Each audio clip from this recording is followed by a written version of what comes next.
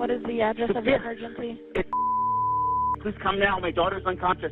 It's the sound of sheer panic. How old is she? 16. Sophia! Sophia!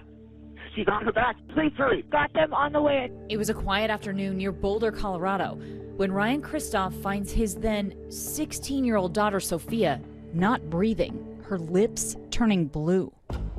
I'm pushing on her chest, and it's making some noise, but she's unconscious. Okay, and is she laying flat on her back? Blue. She's on her back on her bed. Listen carefully, and I'm going to tell you how to do chest compressions. Within minutes, Sergeant David Cohen with the Lafayette, Colorado Police Department pulls up. I'm in the count with you, okay? So try and go with the pace I'm counting, okay? Keep up with that pace if you can, okay? I'm responding with an AED. Hold on, I think it might be, hold on. Up here, up here! Upstairs? Cohen sprinting up the stairs and into Sophia's bedroom. What is her name? Sophia. Let me take over CPR. Sir, does she use narcotics? Sophia's father telling him he doesn't think so. He only knows of her smoking a little weed. But Officer Cohen's experience told him otherwise. Lincoln 21, slight pulse, and Narcan administered. As the approaching ambulance gets closer, the Narcan kicks in. She breathing? She's breathing, yes, sir. Sophia had taken a Percocet that came from a drug dealer, not knowing it was laced with fentanyl. A synthetic opioid used to treat severe pain that is up to 50 times more powerful than heroin. I'm bored in my room, and I notice, I have half this pill. Why not? Like, it'll make me cheer up. And I crushed it up, took a line, felt kind of sparkly for 2 seconds, and then I woke up in the hospital. Where do you think you would be now had you not overdosed? I think I could have been in a worse spiral, or as far as I know, I could have been dead. I could have been struggling, but I think that I'm grateful for it. From coast to coast in every corner of the U.S., deaths from fentanyl overdoses are soaring. More than 100,000 people died from drug overdoses in a 12-month period ending in December of 2021. Recent CDC data revealing over 2/3 of those deaths are linked to synthetic opioids such as fentanyl. And synthetic opioid-related deaths are up 23% since the previous year. There's no question in my mind that the vast majority of chemicals are coming from China and going to Mexico and being mass-produced into fentanyl, into methamphetamine, and increasingly into the counterfeit pills that we see on our streets. And fentanyl is sometimes mixed in other illicit drugs, heroin, meth, and cocaine. It's a cheap, higher high, but also can be a lethal combination. A tense scene in Wilton Manors. Multiple spring breakers overdosing. When I found out that he was doing fentanyl, every day I didn't know, if I was going to get that call. He was living life, loving it. It's heavy. It's heavy right now.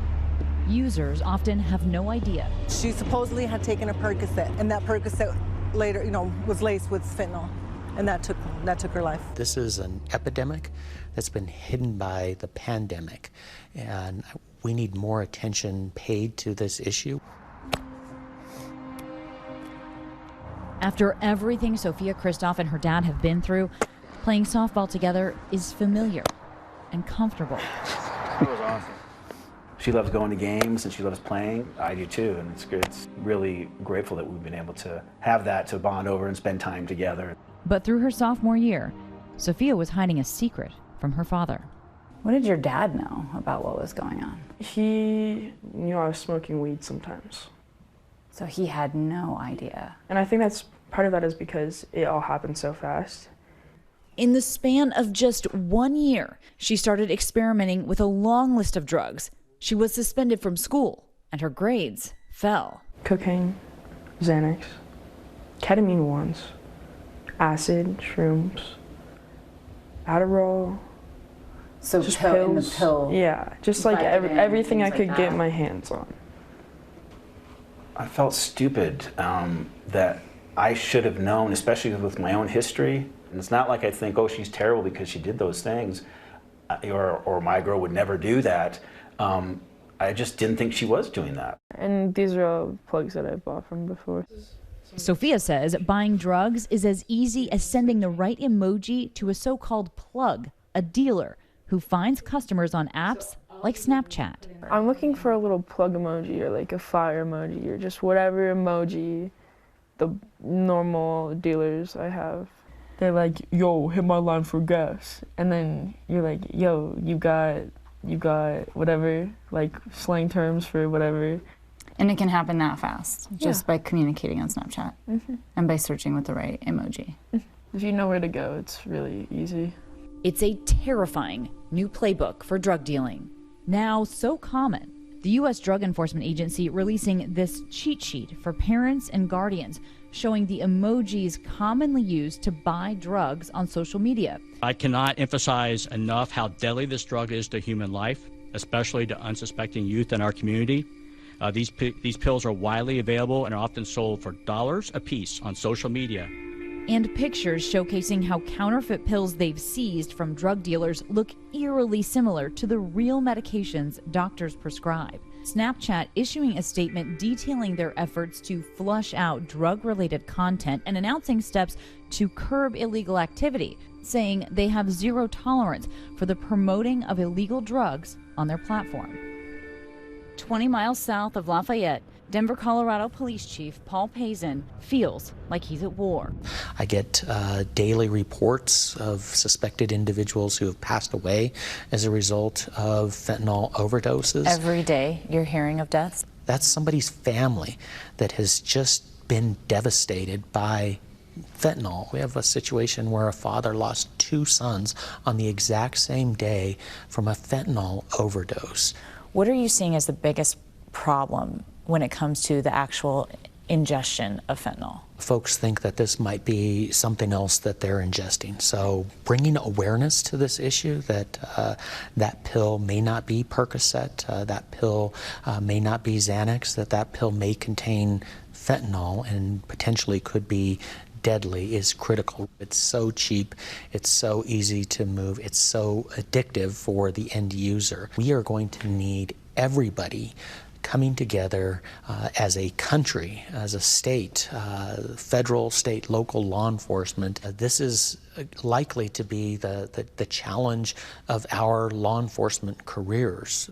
Colorado passing a law in May to enact stiffer criminal penalties on those involved with the sale and distribution of fentanyl. Is there an end in sight? I'm not seeing that end. I'm seeing this issue getting worse. I'm seeing more and more people dying as a result of this issue. We need to do something about this immediately. Officers, like Sergeant David Cohen, are on the front lines day after day. And this time, he saves Sophia from becoming yet another statistic. When did it become clear to you that it was an overdose? I mean, I don't know if it ever became clear to me until I administered Narcan and it worked. Between training and experience and being able to look around the room and seeing miscellaneous drug paraphernalia that goes a little bit above and beyond normal marijuana and alcohol use. And so because of that, you knew to administer the Narcan? Yes, ma'am. If it's not needed and you use it, it's going to do no harm. Right. If it's needed and you use it, it's only going to do good. These kids are dying for one bad decision, and it almost happened to her. It's a hard time to be a parent of a teenager and even harder to be a teenager. That's been a very big part.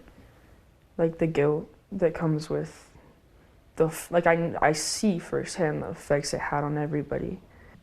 Being here thinking like, damn, all these kids are out here overdosing and never coming back, and I'm the one that came back.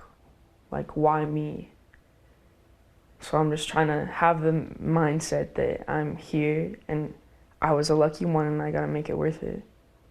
This is what's in the box. There's 2 of these. Her father, Ryan, now on a mission to educate teens and parents on the dangers of dabbling in drug use. If someone were to watch this video, what do you want them to know and what do you want them to take away from it?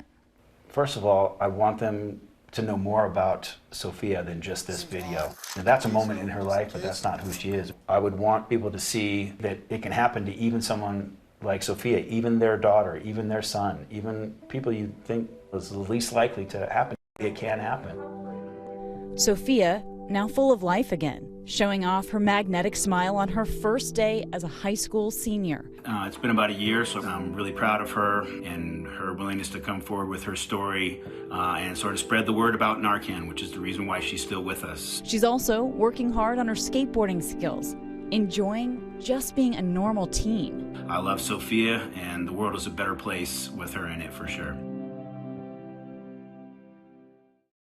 A sobering report. Our thanks to Kana. Hi everyone, George Stephanopoulos here. Thanks for checking out the ABC News YouTube channel. If you'd like to get more videos, show highlights, and watch live event coverage, click on the right over here to subscribe to our channel, and don't forget to download the ABC News app for breaking news alerts. Thanks for watching.